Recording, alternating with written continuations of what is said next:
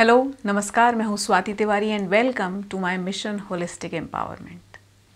Mission से जुड़ने के लिए चैनल को सब्सक्राइब कीजिए और अपडेट्स के लिए बेल बटन हिट कीजिए।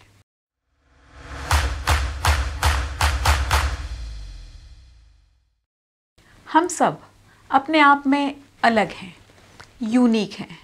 कभी हमारी सोच अलग है, कभी विचार अलग हैं, कभी हमारे उद्देश्य अलग हैं तो कभी मूल्य अलग हैं।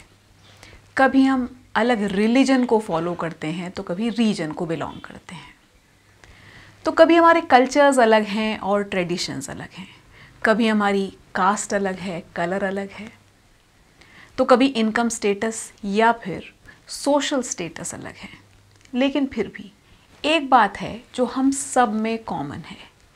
हम कहीं भी जाएं, अपने आसपास घर जैसा सेफ और हेल्दी इन्वायरमेंट चाहते हैं। और यही हम एक्सपेक्ट करते हैं अपनी वर्क प्लेस पर, जहां हम हर रोज़ अपने दिन का एक सब्सटैंशियल टाइम बिताते हैं। लेकिन जब वर्क प्लेस पर अब्यूज़ होता है, एनवायरनमेंट सेफ नहीं रहता और ना ही वो हेल्दी रहता है। अब्यूज़ किसी के भी साथ हो, ये एनवायरनमेंट दूसरों के लिए भी, सभी के लिए अनसेफ और अनहेल्दी हो जाता है। जितना हम समझते हैं वर्क प्लेस अब्यूज़ उससे कहीं ज़्यादा कॉमन है, जो कि एक ड्रीम जॉब को भी नाइटमेयर बना सकता है और एक अच्छी खासी ऑर्गेनाइजेशन को टॉक्सिक और अनप्रोडक्टिव। हाल ही में एक सर्वे में पाया गया कि इंडिया में 55% एम्प्लॉयज़ वर्क प्लेस अब्यूज़ का या फिर बुलिंग का शिकार होते हैं।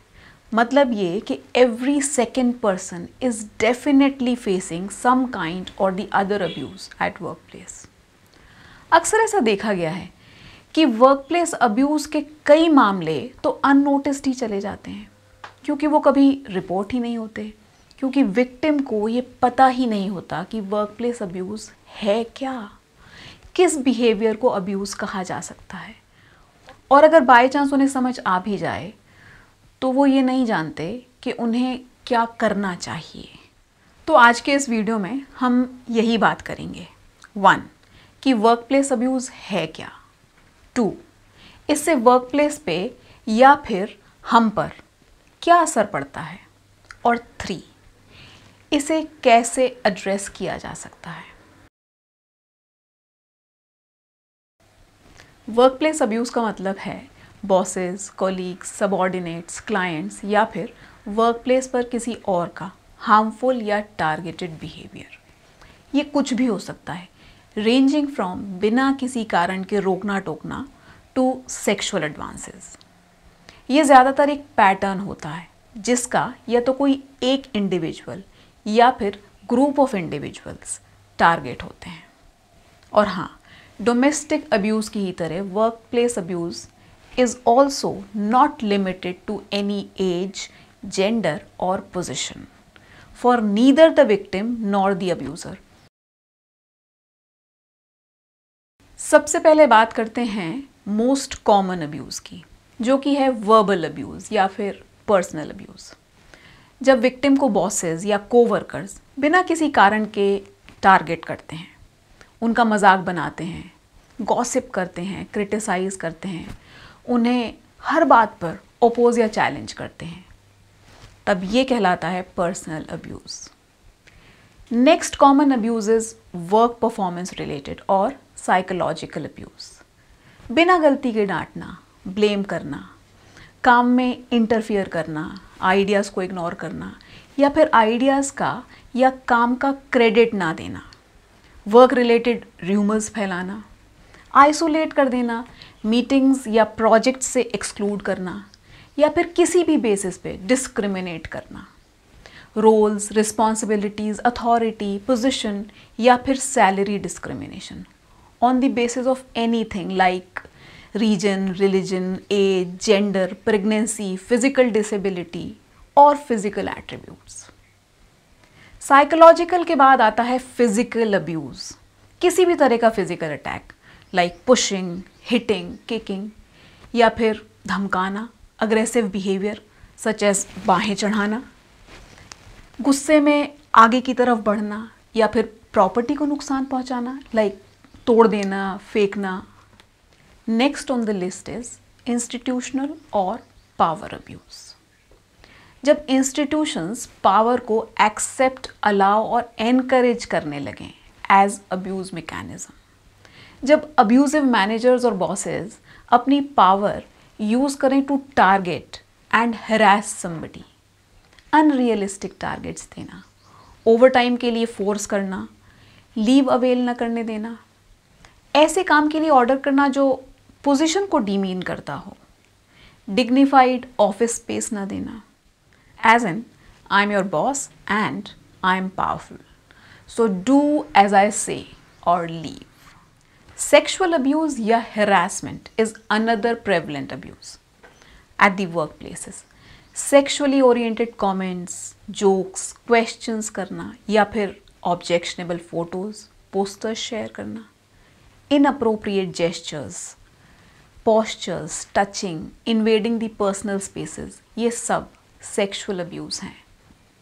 Sexual harassment या sexual abuse quid pro quo भी हो सकता है, जहाँ सेक्सुअल फेवर्स के बदले जॉब की गारंटी, सैलरी रेज, पोजीशन या फिर कुछ और प्रॉमिस किया जाए या फिर ब्लैकमेल किया जाए।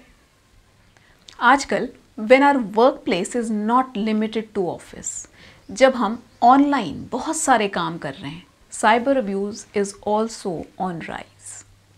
Unwelcomed personal messages, mails, text, social media abuse इसी का पार्ट है। Now last but not the least is third party abuse, जहां अब्यूजर ऑर्गेनाइजेशन या कंपनी के बाहर का कोई व्यक्ति हो, कोई क्लाइंट, कस्टमर, कोई डीलर, सप्लायर, एक्सटर्नल एजेंसी का कोई भी रिप्रेजेंटेटिव। कोई भी अब्यूज हो, चाहे वो इस लिस्ट में आया हो या ना आया हो, वो नुकसान करता है, ना सिर्फ एम्प्लॉयज को बल्कि ऑर्गेनाइजेशंस को भी। अब्यूज विक्टिम की हेल्थ को नुकसान पहुंचाता है, पहले साइकोलॉजिकल, मेंटल और फिर फिजिकल हेल्थ को भी। सबसे पहले विक्टिम का काम में मन नहीं लगता, वो खुद की कैपेबिलिटीज पर, खुद पर डाउट करने लगते हैं, सेल्फ एस्टीम लो हो जाता है, डिप्रेशन, एंजाइटी, स्ट्रेस हो सकता है और एक्सट्रीम केसेस में सुसाइडल टेंडेंसीज भी डेवलप हो सकती हैं। स्ट्रेस के कारण बहुत सारे फिजिकल सिम्टम्स भी देखने को मिलते हैं, जैसे कि छोटा सा सिर दर्द से लेके बहुत बड़ा हार्ट इश्यूज तक। और जब एम्प्लॉयज हेल्दी नहीं रहेंगे तो डेफिनेटली ऑर्गेनाइजेशंस तो सफ़र करेंगी ना। ऐसी ऑर्गेनाइजेशंस में लोगों का मोरल डाउन रहता है, प्रोडक्टिविटी कम हो जाती है, एब्सेंटिज्म और एम्प्लॉय टर्नओवर बढ़ जाता है, टीम डायनेमिक्स बिगड़ने लगते हैं, ट्रस्ट इश्यूज डेवलप हो जाते हैं और लीगल कॉस्ट भी बढ़ सकती है। इसीलिए it's in favour of both the employee and the employer कि किसी भी तरह का अब्यूज वर्क प्लेस पर डेवलप ना होने पाए। वर्कप्लेस अब्यूज़ को कंट्रोल या फिर डिस्करेज करने के लिए हर ऑर्गेनाइजेशन में एक कमेटी बनाई जानी चाहिए, जहां लोग अपने कंसर्न्स, अपनी कंप्लेंट्स रजिस्टर कर सकें। और अदरवाइज़ भी इस कमेटी को समय समय पर कभी कभी फॉर्मल तो कभी इनफॉर्मल असेसमेंट्स करने चाहिए। वैसे भी according to law POSH act 2013 के अनुसार एनी ऑर्गेनाइजेशन जिसमें 10 या उससे ज़्यादा एम्प्लॉयज़ काम करते हैं, वहाँ आईसीसी यानी कि इंटरनल कंप्लेंट कमेटी होना ज़रूरी है, जो कि sexual harassment of women eight work place से रिलेटेड है। और मीटू मूवमेंट के बाद वर्क प्लेस एनवायरनमेंट कुछ कम हॉस्टाइल हुआ है, लोग कंप्लेंट करने की हिम्मत करते हैं। लेकिन सिर्फ सेक्सुअल ही क्यों और सिर्फ फीमेल एम्प्लॉयज़ ही क्यों, ये प्रोटेक्शन सबको मिलना चाहिए। कमेटी के अलावा ऑर्गेनाइजेशंस को बेटर एम्प्लॉय एंगेजमेंट पर ध्यान देना चाहिए, समय समय पर अवेयरनेस ट्रेनिंग्स कीजिए, वर्क प्लेस पर जगह जगह abuse related dos and don'ts के पोस्टर्स लगाइए। Do anything and everything that can generate awareness and confidence to report the abuse. अब अगर आप विक्टिम हैं तो बहुत पॉसिबिलिटी है कि आप पावरलेस फील करें, लॉस्ट फील करें कि कैसे कहें, किससे कहें, क्या कहें, कोई बिलीव करेगा या नहीं करेगा। और अगर अब्यूज़र आपका बॉस है तो ये और भी मुश्किल हो जाता है। लेकिन फिर भी खुद को रिमाइंड करवाइए that abuse is not your fault, it's not about your ability to do your job, but somebody's desire to exercise excessive control, excessive power. Remember कि डर के आगे जीत है, हिम्मत करो और स्ट्रैटेजिकली अब्यूज़ को हैंडल करो। First step is document the abuse. जो भी, जब भी कुछ भी अब्यूजिव हो रहा है उसे डॉक्यूमेंट करिए। टाइम, डेट, सिचुएशन, प्लेस जहाँ अब्यूज़ हुआ है वहाँ और कौन कौन था, सब कुछ डिटेल में लिखिए। Number 2, save physical evidences. अगर आपको धमकाने के लिए नोट्स, मेल्स या लेटर्स मिल रहे हैं तो उन्हें संभाल के रखिए। और कोई एविडेंस जो प्रूव कर सकता हो अब्यूज़ को, जैसे कि लीव एप्लीकेशंस का बार बार रिजेक्ट होना, ओवरटाइम के टारगेटेड ऑर्डर्स, आपके किसी काम का ओवरली हार्श असेसमेंट, इनको सेव करके रखिए। Number 3, stick to facts and report the abuse. अपने ऑफिस की डिसिप्लिनरी कमेटी को रिपोर्ट कीजिए। ऐसी कोई कंप्लेंट कमेटी ना हो तो HR डिपार्टमेंट को रिपोर्ट करें, अपने सीनियर्स को रिपोर्ट करें।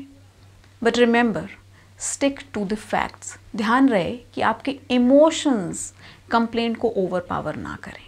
नंबर 4, कन्फ्रंट द बुली। जब भी पहली बार आपको अब्यूज़ का एहसास हो वहीं रोकिए।